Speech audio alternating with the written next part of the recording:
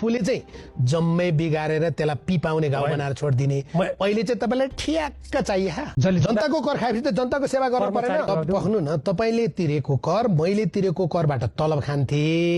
तर तपाईको पार्टीको कार्यक्रम गरेर जिन्दाबाद गर्थे नि त अनि बालेन भन्ने मान्छे नै रोपे भन्ने मान्छे नै किन चाहियो त किनभने उनीहरू आजको दिनमा यो युग परिवर्तन गर्ने प्रवृत्ति हुन् त्यो युग इनर्जी हुन् आज तपाईहरु उमेर जतिसुकै होस् अडान जतिसुकै होस् तपाईहरु चाहिँ म्याच सकिएको औषधि हो खाँदा लाग्दैन जसले गाउँछ गीत नेपाली ज्योतिको पंख उचाली भन्ने गीत तपाईले भन्नुभयो तपाईले भन्नुभयो हैन मैले गर्ने भए त्यो गर्नु भनेर प्रस्ताव गर्दैछु मेरो जिल्ला गोर्खामा पृथ्वीनारायण नगरपालिका थियो एक गणतन्त्रको पालामा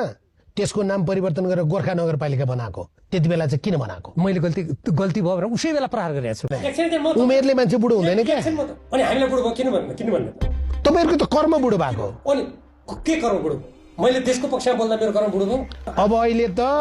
आफू हतगडी लाग्न तयार भएर बस्ने हो गए दिन गलतहरुसँग बस्ने पनि गलत हुन्छ भने कमी कमजोरी भयो भन्दैन राष्ट्र छोडेर गइन देश छोड्नुस् भने हो र पार्टी भने कसैको कम्पनी होइन व्यक्तिगत हो र कम्पनी पार्टी भनेको हुँदा हुँदा यत्रो आलोचना गर्नुहुन्छ अहिले त ओलीसँगै घाँटी मिलाउनका लागि तपाईहरु चाहिँ उत्तरसिएर बस्नु भएको छ आफूले चाहिँ जम्मै बिगारेर त्यसलाई पिपाउने गाउँ बनाएर छोडिदिने अहिले चाहिँ तपाईलाई ठ्याक्क चाहिए 35 वर्ष तपाईहरुलाई खायो भने त्यही भएर हुन्छ त्यस्तो होइन तपाई कति सालदेखि सांसद हुनुभयो म 52 साल 51 सालदेखि सांसद हुनुभयो ठीक हो कति चोटी मन्त्री हुनुभयो म भए 4-5 चोटी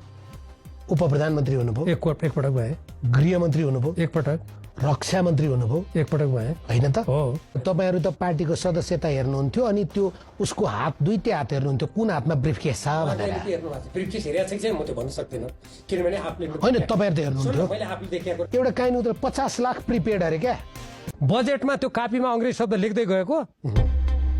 4 पाना भरिसक्यो आछा डाक्टर साहब जबकि नेपालको संविधानले म एकछिन उहाँहरुको जेनेरेसन त आधा आधी अंग्रेजी नै बोल्छ क्या उहाँहरुको जेनेरेसन त तपाई र म जस्तो बोल्दैन नि म अंग्रेजी बोल्न जान्ने हो र हैन उ भीमब्रो आयो भन्ने जेनेरेसन हो क्या त्यो